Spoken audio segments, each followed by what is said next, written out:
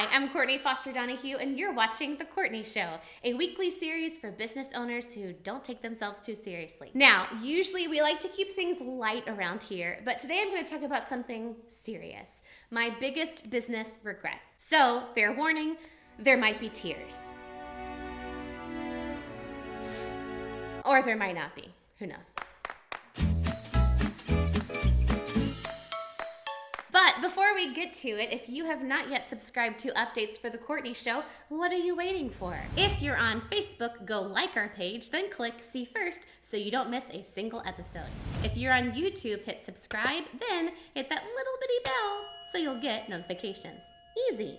Now, before we jump in though, let me know in the comments below, what is your biggest business regret? We want to hear. As it turns out, my biggest business regret, which we'll get to in just a moment, isn't related to some material accomplishment or lack thereof. It's not about some strategy I did or didn't use. It's not about a product or a platform or any specific business thing like that. In fact, my biggest business regret is similar to those regrets that people often have on their deathbeds.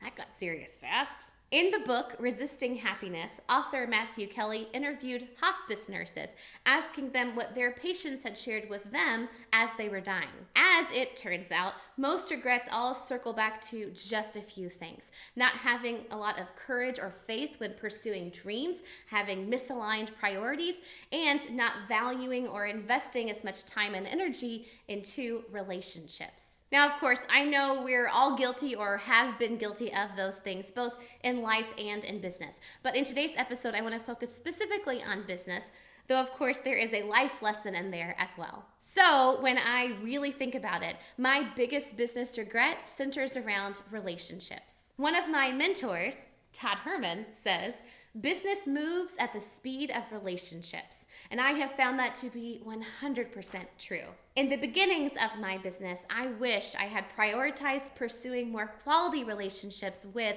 business owners. Nowadays, I'm proud to say I have quality relationships with some amazing business owners, and I have the benefit of their guidance, their insight, and their perspective in my business. And speaking of perspective, we have an entire episode on perspective and how to overcome burnout. And if you're watching this on YouTube, just click right there to go check that out. Now, this hasn't always been the case. In the past, I didn't give relationships with other business owners a second thought. As an introvert, yes, I am actually an introvert, I am the last person to go up to someone else at a networking event. I am the last person to reach out to someone and try to befriend them if I don't know them. It's not that I'm shy necessarily, it's just not my thing. So in the beginning of my business, I prioritized other things. Creating content that people could consume whenever they wanted to, creating communities so people would come to me and I didn't have to go out to them, and creating courses so I could get away from doing the one-on-one stuff altogether. See a pattern here? Introverts unite separately in their own homes. So as you can see, I created platforms, but I didn't really connect with people personally. I grew a following and got to know people from afar, but I didn't have a ton of true friendships with business owners, which was fine at first.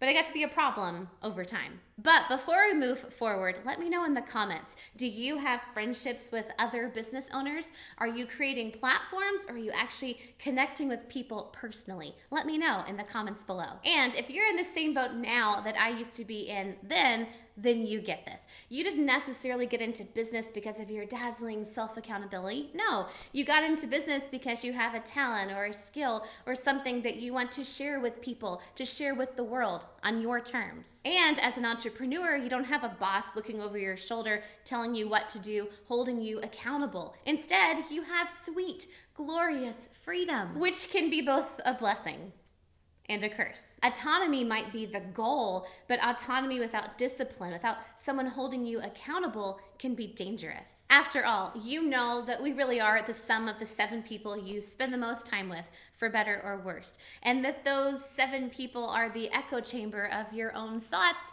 then that's not always good or sustainable. You'll never be good at business. All of your ideas are dumb. No one's gonna buy your stuff. No one would ever pay money for that. No one wants a course on that. Everyone hates you. Your website's stupid. Your products don't work. Your service is so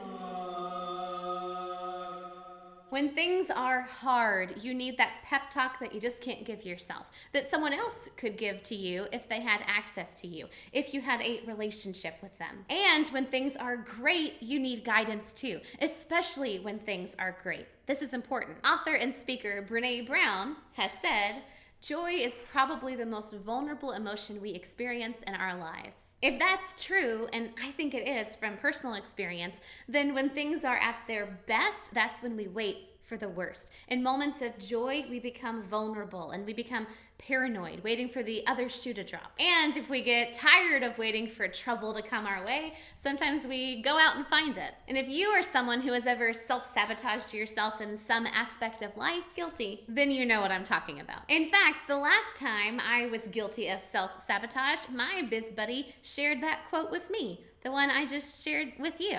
So, full circle. So, flying solo is fine, but if you're in this business thing for the long haul, you know you can't and shouldn't do it alone. You desperately need the perspective that you can only get when people are close to you and can share their honest opinions with you. You also need someone to nudge you further, perhaps further than you could go on your own if you didn't have someone cheering you on and pushing you to your limits. And when you have these valuable relationships with people who are doing what you're doing on the same level of ambition as you, you'll be shocked at how much more you'll get done, how much more clarity you'll have, and how many more opportunities will open up because of those relationships. And because relationships are a two-way street, you'll be able to give back all that goodness when it's needed. It's a win-win, maybe even a win-win-win.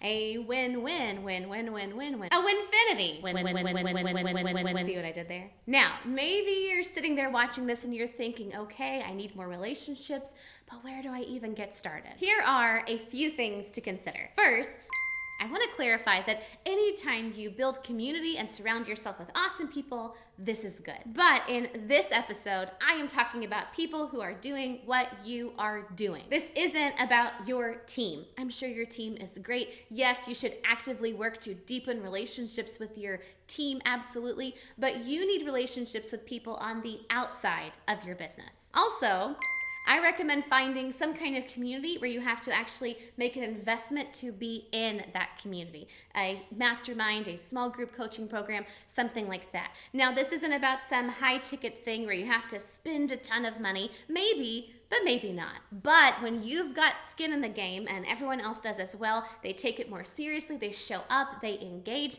and all of that means you're gonna get the help you need and you're gonna feel more motivated to give help as well. Now, free groups are fine for some things, but because they are free, they're always going to be a mixed bag. You might connect with some people like you, but maybe not.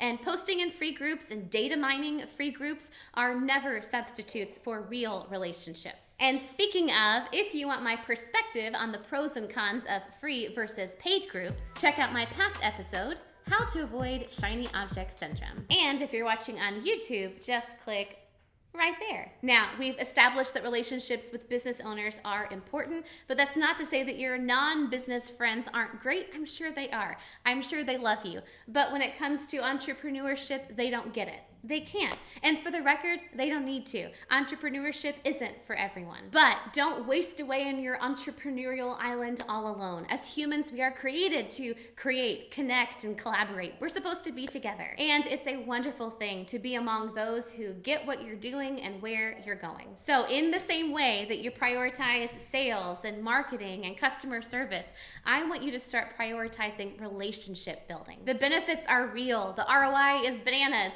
And if you start seeking out relationships with people on the same level as you, it will always be a win-win. A win-win-win.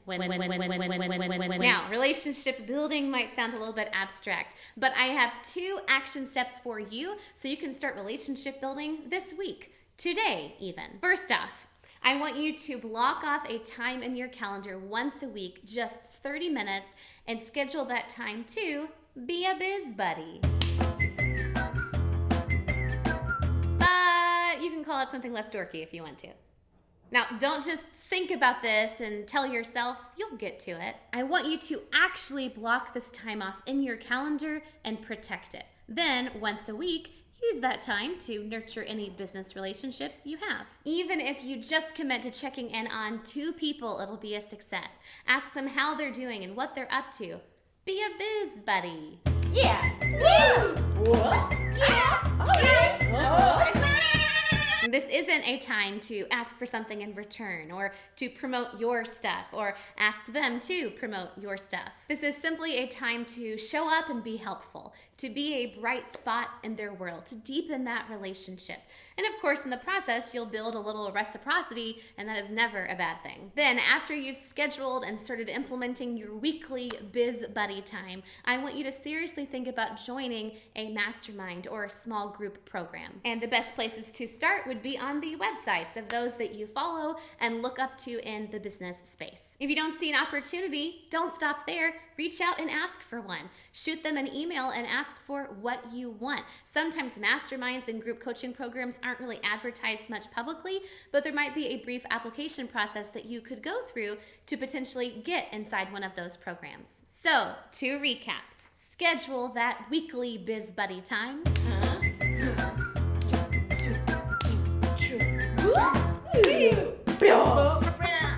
2, 3, 4. I declare authority. Even if just for a few minutes, you'll always find that it is time well spent. And finally, consider plugging yourself into some kind of community that requires an investment, a mastermind, a group coaching program, something like that. You might regret some business choices, absolutely, but you will never regret the time and energy you put into nurturing relationships, both in business and life.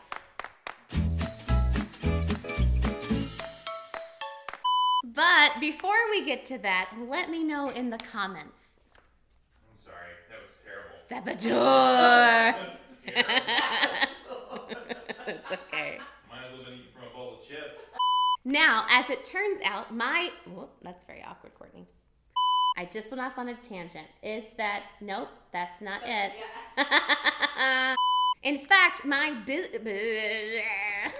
the order of adjectives is important. Author Matthew Kelly had interviewed hospice nurses. Center around, damn it, just one sentence. I grew a following and no, I needed to say the whole thing. So as you can see, simmer down. I just get really excited when I am on a roll.